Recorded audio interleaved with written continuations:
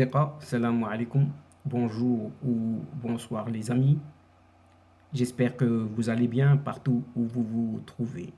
Bienvenue sur votre chaîne Bled Magharibiya et merci de nous recevoir chez vous et parmi vous. Tout d'abord, je vous souhaite une bonne et excellente année 2022 ainsi qu'à toutes vos connaissances, vos proches et vos familles. Et aussi, je me permets de vous demander de ne pas hésiter de vous abonner à votre chaîne et de faire abonner vos connaissances pour y être informé rapidement des dernières nouvelles. Cette 208e vidéo vous propose ce qui fait débat habituel, c'est-à-dire ce qui fait discussion entre nous à chacune de nos entrevues. Et comme vous le savez, le CQFD de Bled Magharibiya décortique, analyse, corrobore les informations, les croise entre elles, comme à son habitude concernant cette actualité nord-africaine, pour vous la résumer très brièvement, modestement, en quelques petits mots. Et le CQFD, ce CQFD, se consacre à un rapport, oui, un rapport spécial. Oui, c'est un rapport spécial remis à l'Organisation des Nations Unies, donc à l'ONU, et qui accuse le régime algérien d'utiliser le terrorisme. Oui, vous avez bien entendu, qui accuse le régime algérien d'utiliser le terrorisme pour nuire tout simplement au droit à la liberté d'opinion et d'expression.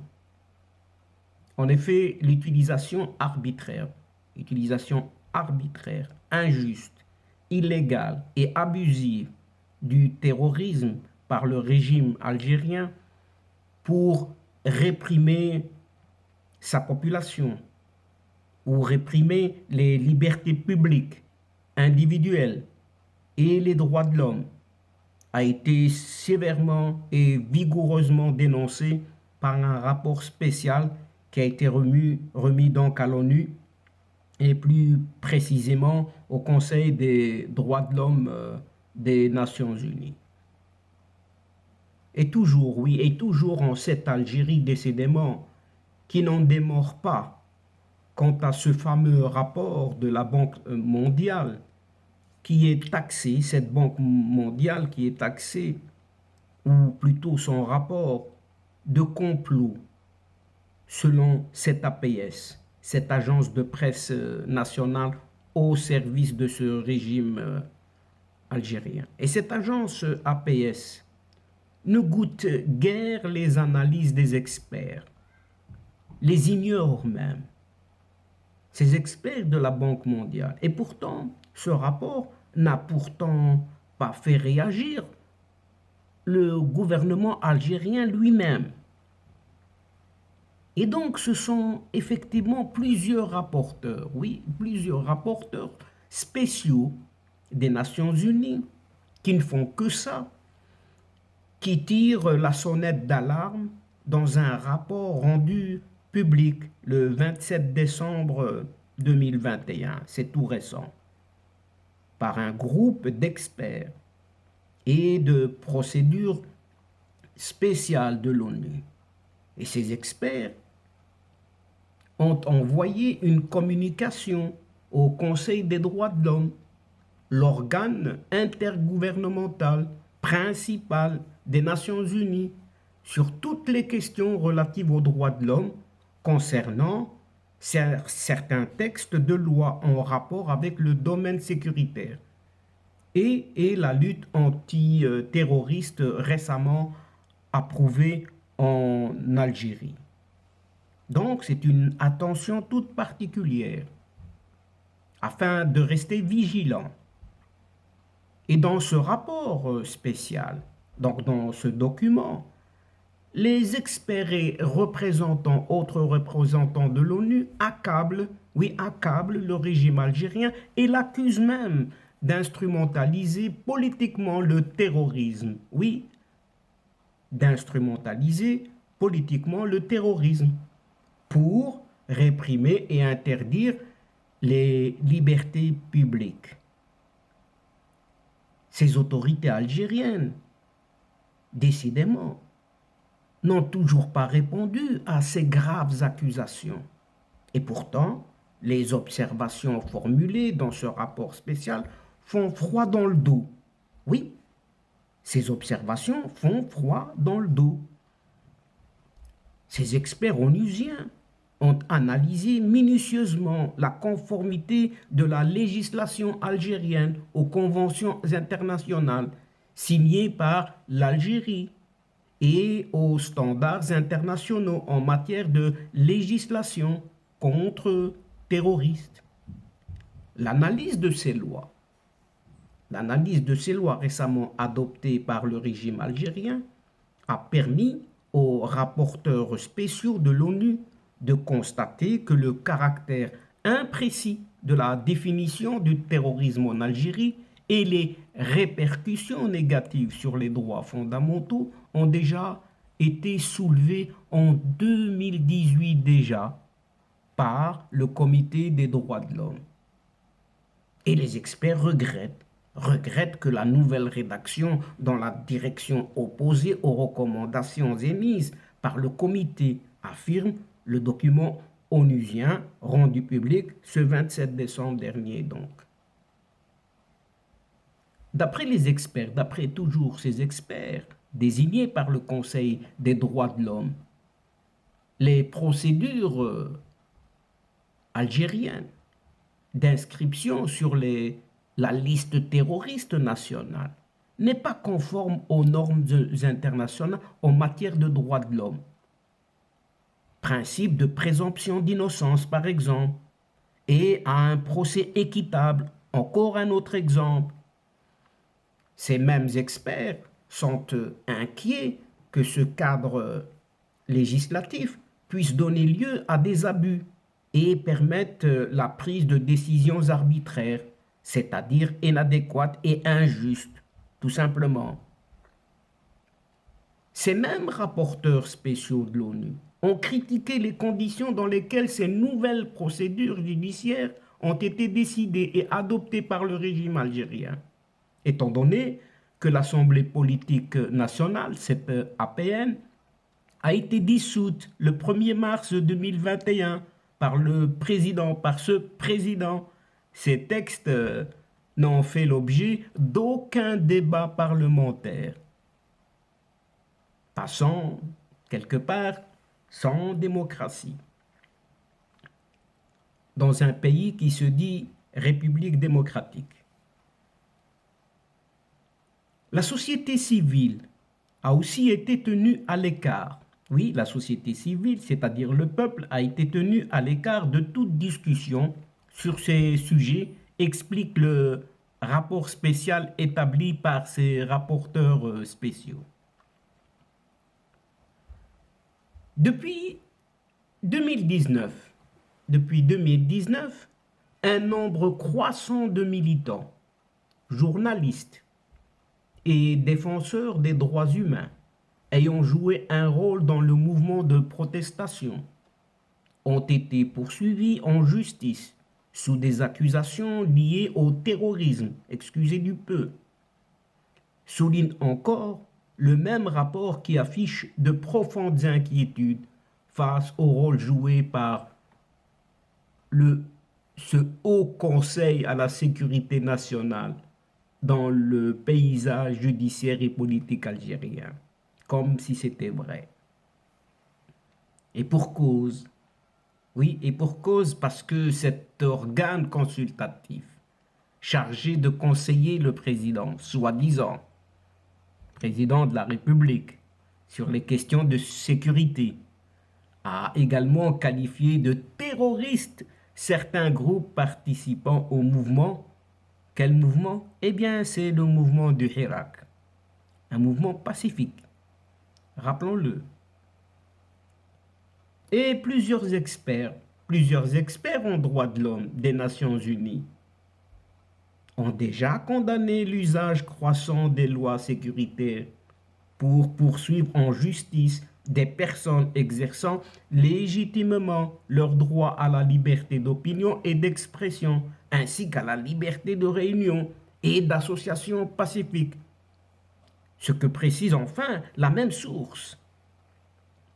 Ces experts onusiens n'ont pas manqué en dernier lieu d'affirmer que plusieurs dispositions de la loi en question pourraient entrer directement en contradiction avec le pacte international, oui, avec le pacte international aux droits civils et politiques, le PIDCP, que par ailleurs a ratifié cette même Algérie en 1989. C'est dire que le régime algérien est officiellement accusé, oui, c'est dire que le régime algérien est désormais officiellement accusé cette fois-ci, clair mais clair, de violer non seulement ses propres engagements, mais les engagements pris et internationalement pris en matière de préservation des libertés fondamentales.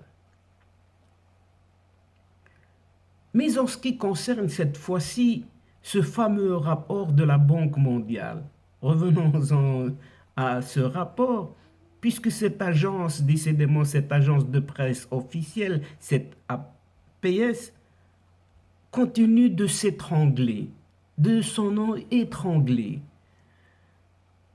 À ses yeux, donc aux yeux de cette APS, la Banque mondiale est sortie de son cadre d'institution financière internationale pour se transformer en un outil de manipulation et de propagande. L'objet de cette colère, de cette APS donc, est le dernier rapport de l'institution qui, selon cette APS, prédit un séisme économique. Vous avez bien entendu, un séisme économique. C'est ce que dit l'APS. Un séisme économique à l'Algérie, compte tenu de la vulnérabilité de ses exportations.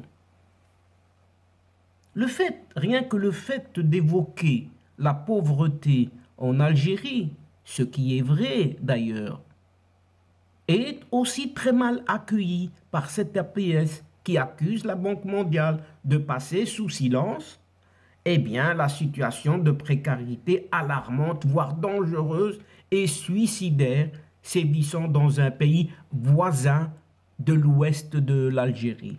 Et vous l'avez vite compris de quel pays il s'agit. Comprenez donc le Maroc, bien sûr.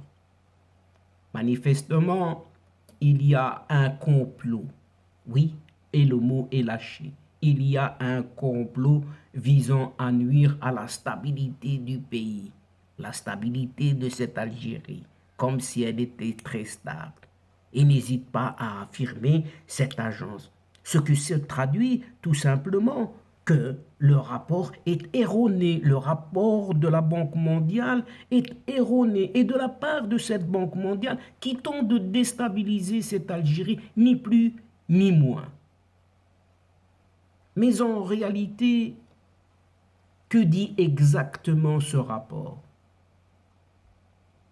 Le choix de la terminologie n'est peut-être pas approprié, mais globalement, le rapport n'a pas dressé un tableau noir de la situation économique du pays et n'est pas totalement négatif non plus, ce qu'explique le site interne algérien TSA, qui va aussi dans le sens du régime et qui lui aussi essaye de comprendre cette réaction. Mais il la comprend d'une autre manière. Puisqu'ils disent, nous avons donc fait comme nos confrères et lu ce rapport. Et c'est TSA qui l'écrit. En l'absence d'une mise en œuvre rapide de l'agenda de réforme, le plan d'action du gouvernement présenté en septembre dernier, la reprise sera fragile et les soldes budgétaires et extérieurs se détérioreront. à moyen terme. C'est ce que prédit cet organisme. Et c'est même un encouragement, même un encouragement à poursuivre dans cette voie des réformes que la banque conseille, non seulement conseille, mais adresse à cette Algérie, en particulier dans sa volonté de vouloir substituer un système universel de subventions publiques coûteuses à un système ciblé favorisant l'équité sociale. Mais alors, est-ce vraiment un séisme économique dont il s'agit? Mais le terme séisme économique, ces termes, en tout cas ces deux mots, n'apparaissent pas jamais dans le rapport qui rappelle ce que tout le monde reconnaît, y compris au gouvernement algérien. Les hydrocarbures tiennent une place trop importante dans l'économie nationale, car la dépendance intacte de l'Algérie à l'égard des revenus des hydrocarbures, pétrole et gaz donc, l'apparition de nouveaux variants du Covid-19 et le rythme des efforts de réforme annoncés, nous connaissons ce rythme, restent les principales sources de risques pour les perspectives économiques. Sachant que les hydrocarbures, donc le pétrole et le gaz, occupent toujours une place prépondérante, importante même, dans l'économie algérienne selon la Banque mondiale. C'est ce qu'elle dit, tout simplement. Et en raison de la forte hausse de l'inflation alimentaire, le pouvoir d'achat du segment le plus vulnérable, c'est-à-dire la population la plus faible, a été disproportionnellement affecté en 2021 surtout, compte tenu du poids majeur des produits alimentaires dans son panier de consommation. Tout est devenu cher, tout simplement. Là encore, la Banque mondiale ne fait que rappeler le contexte délicat lié notamment à de mauvaises récoltes. Et l'indicateur de la pauvreté, oui, l'indicateur de la pauvreté multidimensionnelle s'est amélioré en Algérie entre 2013 et 2019. C'est clair, traduisant des progrès dans toutes ces dimensions, éducation, santé et conditions de vie. Mais, il y a un autre revers de la médaille, mais le rapport pointe des inégalités entre ville et campagne, et entre le nord et le reste du pays. Et là encore, le bilan dressé par la Banque mondiale n'est pas aussi noir que ce que prétend toujours cette APS. Mais pour l'heure en tout cas, selon les médias algériens, aucune réaction officielle n'a été rendue publique. Aussi, la question se pose, oui, la question se pose, pourquoi donc un tel tintamarre, autant de bruit pour rien de la part de cette agence de presse nationale, si ce n'est pour accuser le voisin d'à côté? Et les autorités algériennes, représentées par ce ministère des Finances, qui est en même temps ce Premier ministre, ont pris connaissance de la teneur du rapport avant même sa publication. Et le mécontentement exprimé après coup devient incompréhensible. S'étonne même en conclusion le confrère direct de cette APS qui est TSA. Donc c'est incompréhensible et c'est une sortie hystérique qui ne se comprend pas davantage, et surtout à Rabat, dans la mesure où ce rapport ne fait que confirmer, oui, ce rapport ne fait que confirmer les réalités économiques que les autorités algériennes elles-mêmes connaissent, puisque c'est eux-mêmes ou c'est ces autorités elles-mêmes qui sont aux commandes des manettes et des leviers, de tous les leviers gouvernants ce pays. Et donc, chers amis, c'est ici que prend fin cette séquence, tout en prenant congé de vous, mais nous espérons vous retrouver très bientôt avec un immense plaisir. Avant de vous quitter, je vous souhaite une nouvelle fois une bonne et excellente année 2002, 2022. Merci pour votre participation, sans oublier d'aider votre chaîne en vous y abonnant en masse afin d'y être informé très rapidement, mais surtout en partageant autour de vous des séquences vidéo de votre chaîne. Je vous dis au revoir les amis. Al-Asdiqa, salam alaikum wa rahmatullahi wa barakatuh. À la prochaine fois et à bientôt. إلى اللقاء في حصة أخرى إن شاء الله. مع السلامة.